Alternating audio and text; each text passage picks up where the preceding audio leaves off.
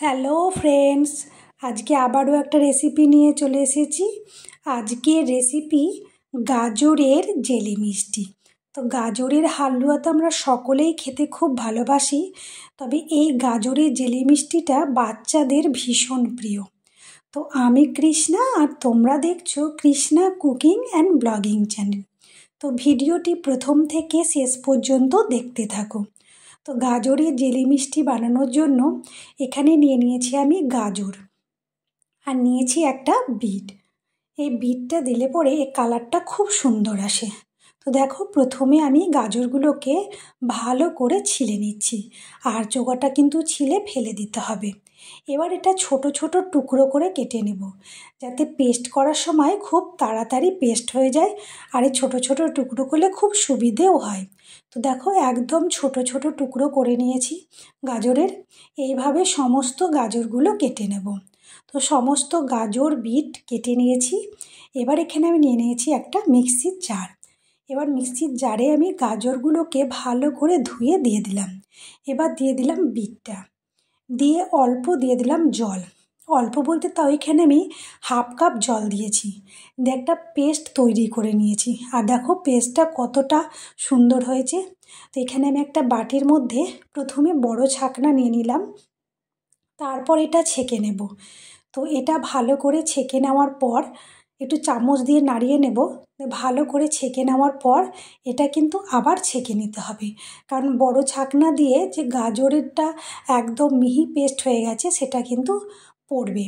তো এখানে আমি একটা চা ছাঁকি যেসব ছাকনায়, সেই ছাকনা নিয়ে নিয়েছি, দিয়ে গাজরটাকে আবারও ছেঁকে নিচ্ছি। তো যে জুসটা দরকার গাজরে, সেই জুসটা শুধু নেব, বাদ বাকিগুলো কিন্তু নেব না। তো দেখতেই পাচ্ছ যে এই ছাকনাতে কিন্তু খুব সুন্দরভাবে জুসটা বেরিয়ে যাচ্ছে। তো আমি দুবার করলাম, কারণ যে তাড়াতাড়ি হয়ে যাবে সেই জন্য। এবার আমি জুসটা একটা বাটির মধ্যে ঢেলে নিয়েছি, একটা কাপ নিয়ে নিয়েছি। এইভাবে যদি মেপে করা হয় তাহলে বরফিটা খুব সুন্দর হবে, একদম পারফেক্ট। তো এখানে আমার 2 কাপ জুস হয়েছে, আর হয়েছে সামান্য একটু। তো দেখো একদম অল্প। এবার এখানে আমি দিয়ে দেব হাফ কাপের থেকে একটু সামান্য বেশি কর্নফ্লাওয়ার। তো তার আগে যে পেস্টটা আমি করেছি, যে গাজরের অংশটা থেকে গেছে, ওইটা কিন্তু ফেলে না দিয়ে ওটা দিয়ে কিন্তু মালপোয়া বানানো হবে। তো দেখো, ওটাকে সাইডে সরিয়ে রেখে দিলাম। এবার যে জুসটা আমি কাপে মেপে রেখেছিলাম, সেই জুসের মধ্যে সেই একই কাপে কিন্তু হাফ কাপের থেকে সামান্য একটু বেশি কর্নফ্লাওয়ার দিয়ে দিলাম। আর কর্নফ্লাওয়ারটা তলায় বসে যায়, তাই ভালো করে কিন্তু নেড়ে নিতে হবে। তো খুব সুন্দরভাবে নেড়ে নিয়েছি। এবার গ্যাসের মধ্যে একটা প্যান বসিয়ে দিলাম, দিয়ে এখানে আমি নিয়ে নিলাম 1.5 কাপ চিনি। 2 কাপ জুস হয়েছে, তার জন্য এখানে 1.5 কাপ চিনি, আর নিয়ে নিয়েছি হাফ কাপ জল। সমস্ত কিন্তু আমি ওই একই কাপে মেপে করছি, আর এই একই কাপে মেপে করলে পরে এই জেলিটা একদম পারফেক্ট হবে। তো দেখো, ভালো করে চিনিটাকে আমি গলিয়ে নিয়েছি। গলানোর পর এটাকে আমি একটা এক তারের শিরা তৈরি করে নেব। দেখতে পাচ্ছ যে 2 আঙুলে নিয়ে একটু থামলে একটা তারের মতো সৃষ্টি হচ্ছে।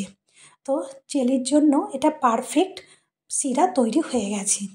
এবার যে জুসটা করে রেখেছি, সেই জুসটাকে কিন্তু আবার আমি একটু নাড়িয়ে নেব। কর্নফ্লাওয়ার দেওয়া আছে, তলায় বসে যাবে, নাড়িয়ে নিয়ে কিন্তু প্যানের মধ্যে দিতে হবে। তো আমি নাড়িয়ে নিয়ে দিয়ে দিলাম। এবার দিয়ে এটাকে প্রথমে একটু ভালো করে নেড়ে নেব। দিয়ে দিলাম এখানে এলাচের গুঁড়ো।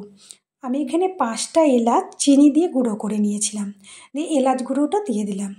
আর এটা কিন্তু সম্পূর্ণ একদম লো হিটে রান্না হবে, কারণ হাই হিটে দিলে কিন্তু হবে না, একদম লো হিটে। আর এটা একটু সময় লাগবে করতে। এবার এখানে আমি দিয়ে দিলাম গোলাপ জল। গোলাপ জলটা খুব ওই হাফ সিপির মতো দিয়েছি, খুব বেশি পরিমাণ দিইনি, যেহেতু এখানে এলাচ গুঁড়ো দেওয়া আছে। তো তোমাদের যেই ফ্লেভারটা পছন্দ হবে, যদি এলাচের ফ্লেভার পছন্দ হয় তো এলাচেরটা দিবে, আর গোলাপ জলের হলে গোলাপ জল, কিংবা দুটোই দিতে পারো। তো জেলিটা আমার অনেকটাই হয়ে এসেছে। এবার এখানে আমি মিশিয়ে দিলাম 1 চামচ ঘি। ঘি দিয়ে ভালো করে জেলির সাথে নেড়ে নিলাম। ভালো করে কিন্তু নাড়তে হবে। দিয়ে আবারও দিয়ে দিলাম 1 চামচ ঘি। এবার এই ঘিটাকেও খুব সুন্দর করে মিশিয়ে নেব। আর দেখো এখন কিন্তু জেলি হতে লেগেছে, আর হিট কিন্তু একদম লোতে আছে। আর এটা করতে কিন্তু অনেকটা সময় লাগে। এটা খুব তাড়াতাড়ি হয় না, একটু সময় ধরে এটা নাড়তে হয়, যেহেতু লো হিটে হয়। কিন্তু খেতে অসাধারণ হয় এই জেলিটা, আর বাচ্চাদের তো ভীষণ প্রিয়। তো জেলিটা কিভাবে হয়েছে বোঝার জন্য একটা প্লেটে সামান্য একটু নিয়ে নিতে হবে। নিয়ে ঠান্ডা করার পর দেখতে হবে যে জমাট বাঁধছে কিনা। তো দেখো কি সুন্দরভাবে কিন্তু জমাট বেঁধে গেছে।